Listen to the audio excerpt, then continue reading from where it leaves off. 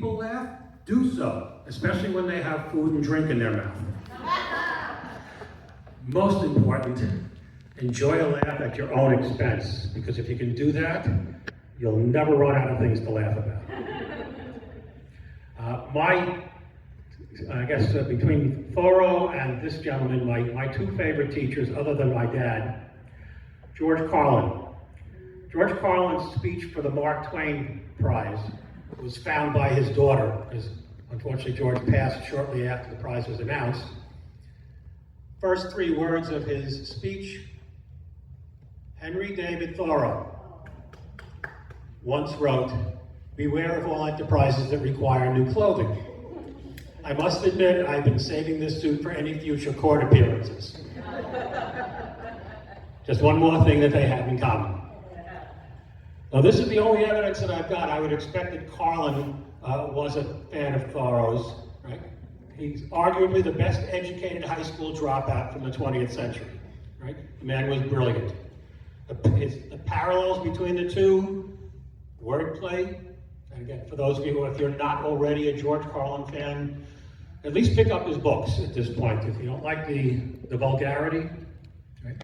Much of what he said on stage are in his many books, which include Brain Droppings and, oh boy, somebody blasted me for this. When Will Jesus Bring the Pork Chops? Contempt for and ridicule of government and social commentary. So I also believe that George was not, he may have started out as a comedian to make his living. By the time he was done, he was, I say, America's foremost 20th century social commentator.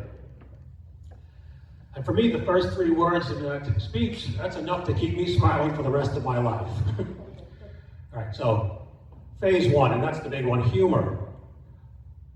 To maintain joy, be grateful for what we have. Once again, my Thanksgiving is perpetual. Right? And another blasphemous act of my wife and myself, we have that phrase, my Thanksgiving is perpetual, and what goes along with that, in our mezuzah, that rests on our front door at home, as opposed to the sacred parchment. We'll be forgiven, I hope. Excuse me. And I find that the more grateful I feel generally, the more I find I'm grateful for. Just the list keeps on growing. And the list itself is its own book. If the only prayer you ever say in your life is thank you, it'll be enough. All right, third phase, music and dance. And we know that Henry loved both. He says in his writing, "Let us step to the music we hear." The joy that he took from both are well known. We already talked about in a world of peace and love, that music would be the universal language. And as for dance, and I know a little bit about this, I have a little family connection there. Where's my wife? There she is. Right, who was a dancer and dance teacher in New York City. How often have you seen an unhappy dancer? I'm not talking about ballerinas who are up on their toes. That's not dance, that's masochism. Optimism. The first time I walked into the bookshop, summer of 2004, right, totally on a whim, I picked up again, typical of enthusiasts, the Dover edition of the Thoreau Quote Book. And what is the first quote in there? "He is the rich man and enjoys the fruits of riches, whose summer and winter can find delight in his own thoughts." I don't know there's anything that makes me happier than bursting out in laughter, and nobody has any idea what I'm laughing about.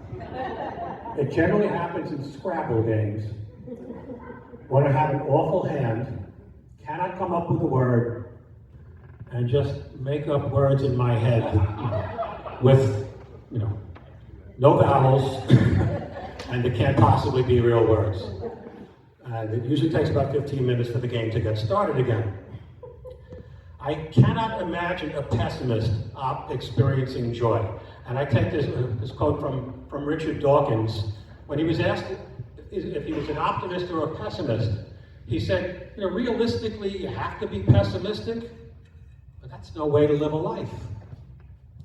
And Dr. Schweitzer said that while my knowledge is pessimistic, my hope is optimistic. And returning to Helen Keller, no pessimist ever discovered the secrets of the stars or sailed to an uncharted land or opened a new heaven to the human spirit. And as for having a positive attitude, it may not change things, but it will annoy enough people to make the effort worthwhile. And that's enough for me. Enthusiasm and interest in many things. Right? I am a mystic, a transcendentalist, and a natural philosopher to boot. And that's his abridged list.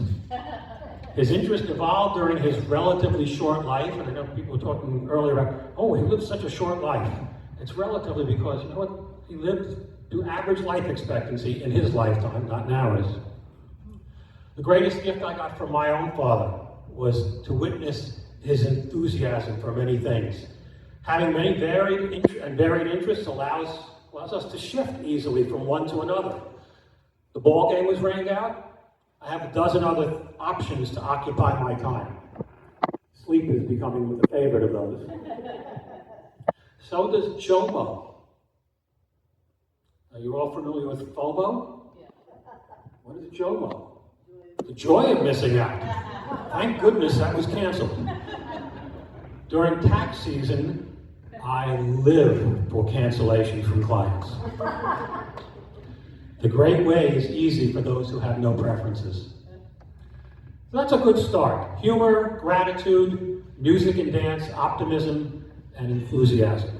I think you can do well with just a couple of them. Because of these past few weeks, as I said, some things like this sign, just keep popping into my field of vision, and I'm finding it, I don't want to offend anybody here, but I'll take my chances, that I'm finding older people, right? People in my generation and older, right, are the ones who are expressing the feeling that as they age, their happiness and joy is increasing, not diminishing. We saw Paul Simon on Friday night, and when he was asked about continuing to perform at age 84, he said, you know, I've discovered that happiness can increase with age.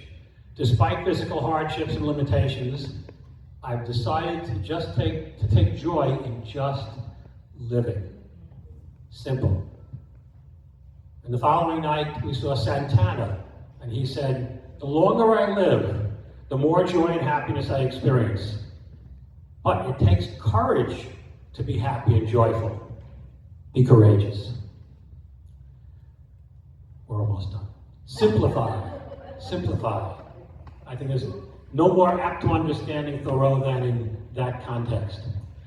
The late great television producer Norman Lear put it this way: life is made up of small pleasures. Happiness is made up of those tiny successes, because the big ones come too infrequently. And if you don't collect those tiny successes, the big ones really don't mean anything. They pass very quickly. Nietzsche is alleged to have said, I say alleged because I can't find the source for it. This is my way. What is your way? The way does not exist.